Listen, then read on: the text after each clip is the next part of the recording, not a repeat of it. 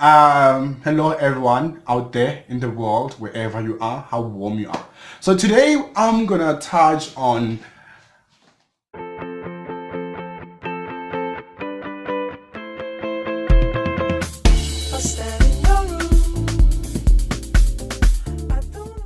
as or should I say a new subscriber or it's the first time viewing my channel. Well, this is a warm welcome to you. Welcome to my bit of world. Yeah, as we're gonna be talking about a whole lot of things. We're gonna have tons of fun, but we're gonna talk at the end of the day. You understand? Touch on issues around, not really issues, but then how we have evolved as queer identifying people, or people who identify as queer, should I say gay people, lesbian, bisexual, and everything in between, the LGBTQI community.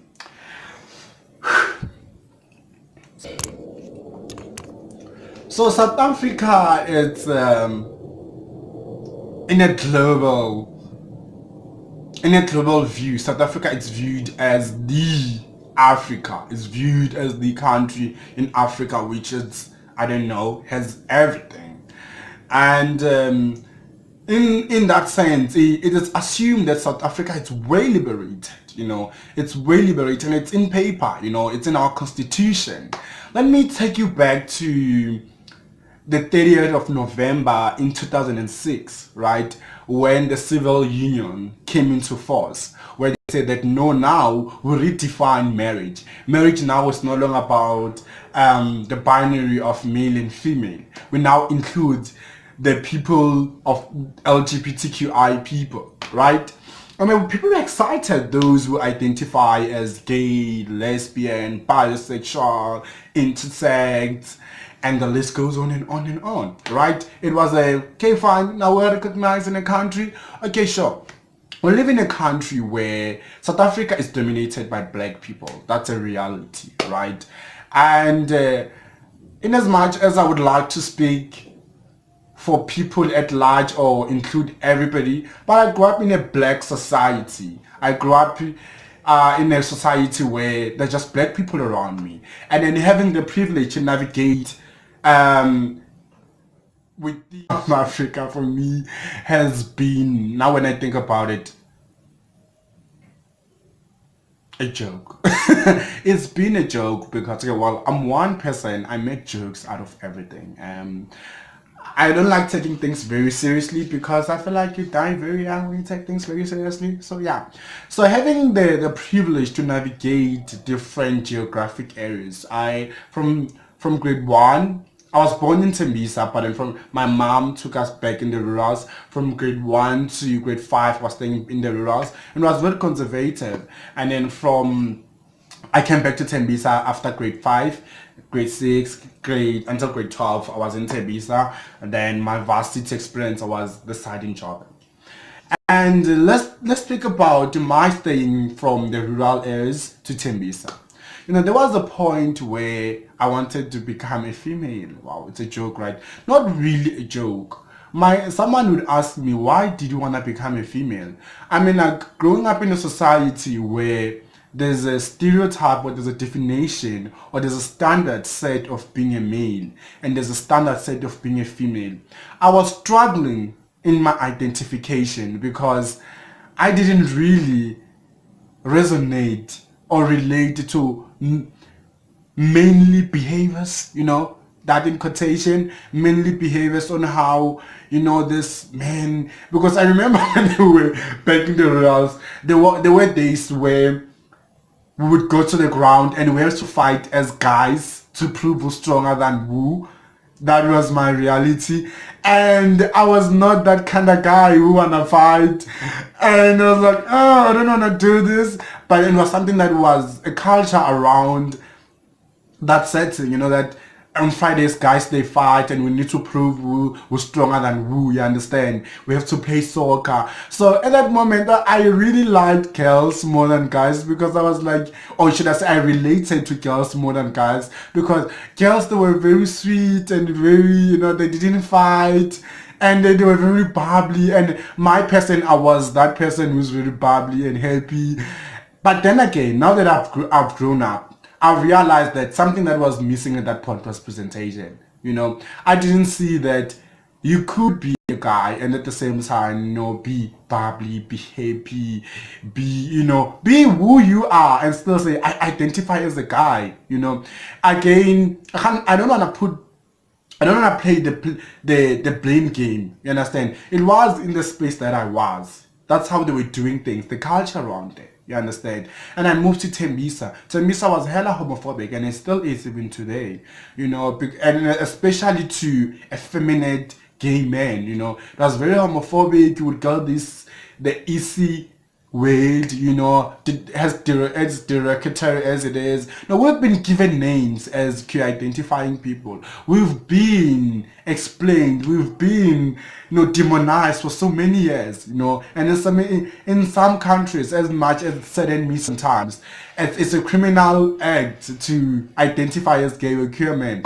So then now having to come to varsity, where varsity you assume that everybody is open-minded. Where in varsity you assume that actually now I can be as gay as I want and I can be this huge person, and you realize that no. Actually, nah, man.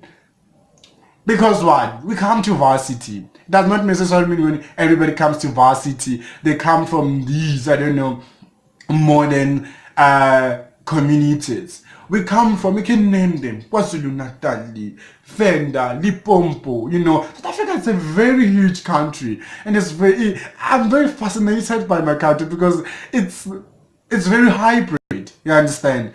And now we meet here, and now when we meet here, we realize that actually, in as much as we think that our constitution has recognized LGBTQI people, but then again, our social realities, they're a bit erratic, And then now we have to try to work through that. You need to try to come into a space where you say, this is me, and it ends here, And then this thing, personally, it's a social issue, but then can impact on you on a very personal level, on how you interact with people, on how you see people. Because one thing that I've learned over the years is that when you judge yourself, when you enter into a space, there's an assumption that people already judge you. And then now you need to work through those demons. You need to work through that to say that actually sometimes people are not even aware that I'm around. Not really, but all I'm trying to say is that sometimes people, they're not even judgmental, you understand? Sometimes people are just interacting with you. So I'm lying. But then again, it does not necessarily mean that I want to be that, I want to look like this, I'm just queer identifying, that's all. And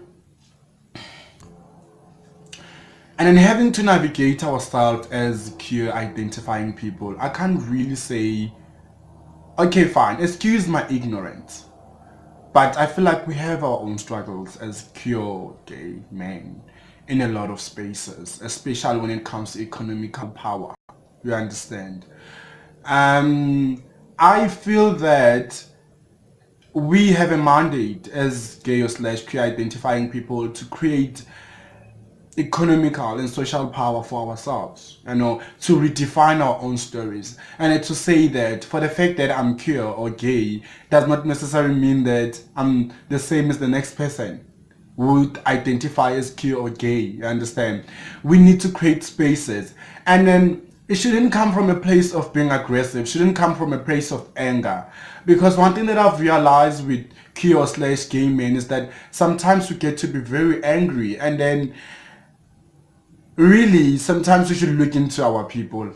Well, not everyone, a lot of our people, they're still really uncomfortable around this conversation.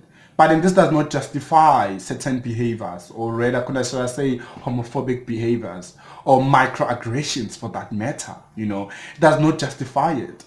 We should just say, no, I feel like the intention of how you asked, of how people approach you, of how people make assumptions, it's very important. You understand? If the intention is malice, you should call that out. You should say, no, this is not who we are, this is not what we are. You understand? You should say, no, this is how we do things, this is how we are. But then again, you can go as far as speaking with you can go as far as speaking about what you have been exposed to, what you have experienced. You understand? Because my experience as a queer identifying person who grew up in the township and then from a rural area, it's not the same as someone who grew up maybe, I don't know, in the suburb. Someone maybe we had I don't know, a privilege to go to the state or somewhere around the world.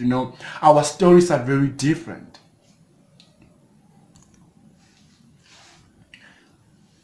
And now that I'm a strong believer that when the society at large comes and work together, we interact, we share our ideas.